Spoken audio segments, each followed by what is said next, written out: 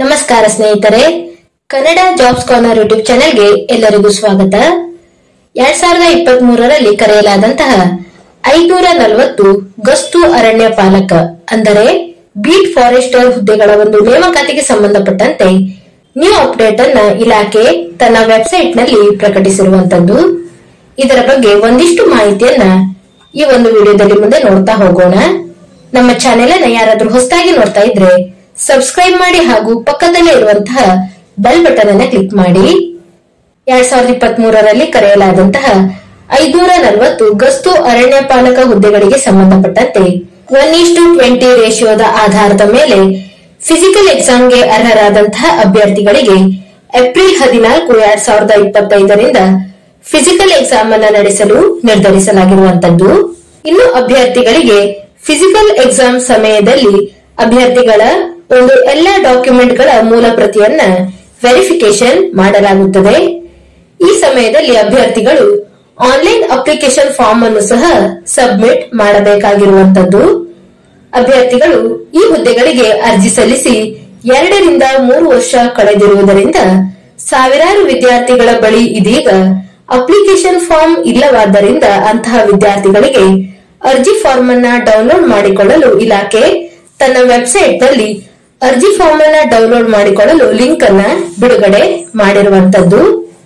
ಇನ್ನು ಅಭ್ಯರ್ಥಿಗಳು ಅರ್ಜಿ ಫಾರ್ಮ್ ಅನ್ನ ಡೌನ್ಲೋಡ್ ಮಾಡಿಕೊಳ್ಳುವಂತಹ ವಿಧಾನವನ್ನ ನೋಡ್ತಾ ಹೋಗೋದಾದ್ರೆ, ಮೊದಲನೇದಾಗಿ ಅರಣ್ಯ ಇಲಾಖೆಯ ವೆಬ್ಸೈಟ್ಗೆ ಭೇಟಿ ನೀಡಿ ಇಲ್ಲಿ ಕರ್ನಾಟಕ ಅರಣ್ಯ ಇಲಾಖೆ ಗಸ್ತು ಅರಣ್ಯ ಪಾಲಕ ವೃಂದ ಮತ್ತು ನೇಮಕಾತಿ ನಿಯಮಗಳಂತೆ ಅರಣ್ಯ ರಕ್ಷಕ ನೇರ ನೇಮಕಾತಿ 2023 ಈ ಒಂದು ಇಂಟರ್ಫೇಸ್ ಓಪನ್ ಆಗುವಂತದ್ದು.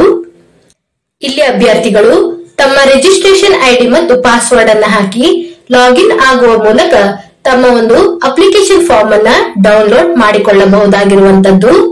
ಅಭ್ಯರ್ಥಿಗಳಿಗೆ ಒಂದು ವೇಳೆ ಅಪ್ಲಿಕೇಶನ್ ಫಾರ್ಮ್ ಅನ್ನ ಡೌನ್ಲೋಡ್ ಮಾಡಿಕೊಳ್ಳಲು ಪಾಸ್ವರ್ಡ್ ಇರದೇ ಇದ್ದಂತಹ ಪಕ್ಷದಲ್ಲಿ ಇಲ್ಲಿ ಫಾರ್ಗೊಟ್ ಪಾಸ್ವರ್ಡ್ ಇಲ್ಲಿ ಕ್ಲಿಕ್ ಮಾಡಿದ ನಂತರ ಈ ಒಂದು ಇಂಟರ್ಫೇಸ್ ಓಪನ್ ಆಗುವಂತದ್ದು. ಇಲ್ಲಿ ಅಭ್ಯರ್ಥಿಗಳು ತಮ್ಮ registration ID, date of birth, Aadhaar card ಮತ್ತು ಕ್ಯಾಪ್ಚಾವನ್ನ ಎಂಟರ್ ಮಾಡಿ ಸಬ್ಮಿಟ್ ಮೇಲೆ ಕ್ಲಿಕ್ ಮಾಡಿದ ನಂತರ ಅಭ್ಯರ್ಥಿಗಳ ಒಂದು ಮೊಬೈಲ್ ನಂಬರ್ ಅಥವಾ ಮೇಲ್ ಐಡಿಗೆ ಒಂದು OTP ಬರುವಂತದ್ದು. ಆ ಒಂದು OTP ಯನ್ನ ಎಂಟರ್ ಮಾಡಿ ಅಭ್ಯರ್ಥಿಗಳು ತಮ್ಮ ಪಾಸ್ವರ್ಡ್ ಅನ್ನ ರೀಕ್ರಿಯೇಟ್ ಮಾಡಿಕೊಳ್ಳಬಹುದು.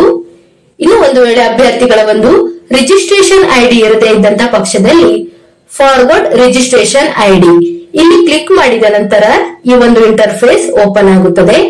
ಇಲ್ಲಿ ಅಭ್ಯರ್ಥಿಗಳ ಒಂದು date of birth, Aadhaar number ಹಾಗೂ ಕ್ಯಾಪ್ಚಾವನ್ನ ಎಂಟರ್ ಮಾಡಿ ಸಬ್ಮಿಟ್ ಮೇಲೆ ಕ್ಲಿಕ್ ಮಾಡಿದ ನಂತರ ಅಭ್ಯರ್ಥಿಗಳ ಒಂದು ರಿಜಿಸ್ಟ್ರೇಷನ್ ಐಡಿ ನಮ್ಮ ಒಂದು ಮೇಲ್ ಐಡಿ ಅಥವಾ ಮೊಬೈಲ್ ನಂಬರಿಗೆ ಒಂದು ರಿಜಿಸ್ಟ್ರೇಷನ್ ಐಡಿ ಬರುವಂತದ್ದು.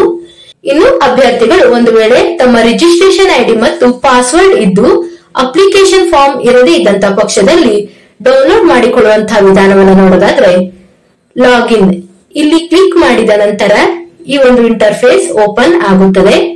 ಇಲ್ಲಿ ಅಭ್ಯರ್ಥಿಗಳು ತಮ್ಮ ರಿಜಿಸ್ಟ್ರೇಷನ್ ಐಡಿ, ಪಾಸ್ವರ್ಡ್ ಹಾಗೂ ಕ್ಯಾಪ್ಚಾವನ್ನ ಎಂಟರ್ ಮಾಡಿ ಸಬ್ಮಿಟ್ ಮೇಲೆ ಕ್ಲಿಕ್ ಮಾಡಿದ ನಂತರ ಅಭ್ಯರ್ಥಿಗಳ ಒಂದು ಅಪ್ಲಿಕೇಶನ್ ಫಾರ್ಮ್ ಡೌನ್ಲೋಡ್ ಆಗುವಂತದ್ದು.